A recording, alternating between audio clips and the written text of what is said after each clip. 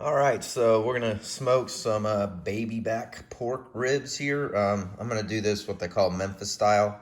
I try to make this recipe as simple as possible. Uh, Nothing complicated about it. So salt and pepper. I'll mix it in a little bowl for a rub. And then what makes it Memphis style, and I promise not to say that 52 times in this video, is the paprika. So it gives it a little bit of a red, pinkish hue tint to it. What I like to do is pull these out, pull off the membranes on the back. I prefer them to be off. Some people leave them on. It doesn't matter if you one way or the other. I think it's just more personal preference. Then what I'm going to do is I'm going to make my rub. I'm going to lay it on there.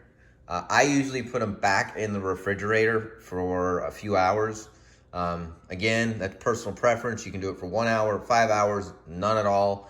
I just think that the paprika gets kind of like soaked into the meat before you smoke it. I'm going to smoke them without wrapping them in tin foil. I'll show you a little bit of that process later, but let's get it unwrapped, get the rub on, get it rolling here. All right, so it's time to put some seasoning on these. I always cut my racks in half. I know a lot of people don't like that. I do it. I think it's easier to manage once I put it on the smoker. It's just my personal preference. The rub here, I don't measure anything, but if I were to guess, it's about a teaspoon of pepper and about 2 tablespoons of paprika and sea salt. So that's roughly what's in here. And then I just kind of give them a good little coating here. Pat it on down. Some people like to do the pat. Just make sure that, you don't clump it. You don't want to miss your edges either. I like the inconsistency of making rubs myself.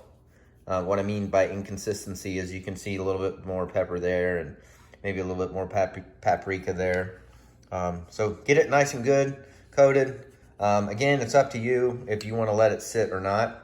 I always take mine out of the refrigerator for about, I don't know, maybe 30 minutes before I actually put it on the smoker to let it come to room temperature. The other thing you can do, if, again, personal preference, if you want to add more paprika, just to give it more color, a lot of people like that when they do this Memphis style. So I'm going to let mine sit about 2 hours and go get the smoker fired up, and we'll go from there. All right, so round one, I'm getting my coals ready to go here. I use the electric starter here. I use the charcoal to get this, sorry, this got all foggy, the temperature up.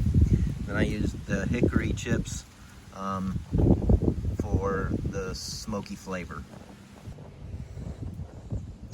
All right, so we've got the smoke rolling here. I'm at about 160, 165. I know that's hard to read, but in my gauge here, for what I call the smoke factor, you want to be somewhere in that yellow region, and I like to try to keep it right in the middle where it's at.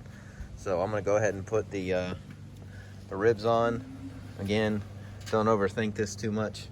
I like to put 2 on each rack,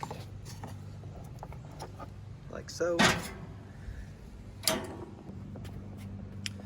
right, so space them out like that.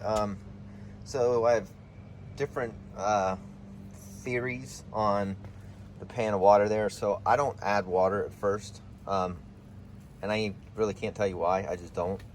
I wait until probably about 45 minutes to an hour in.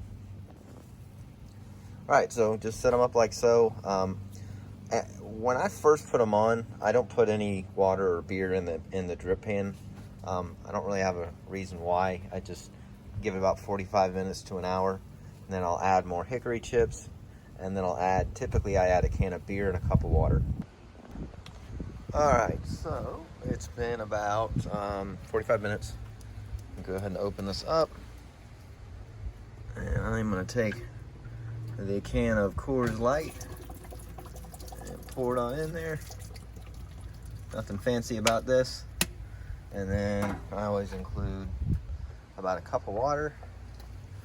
And then I seal it up and I don't touch it for at least 2 hours.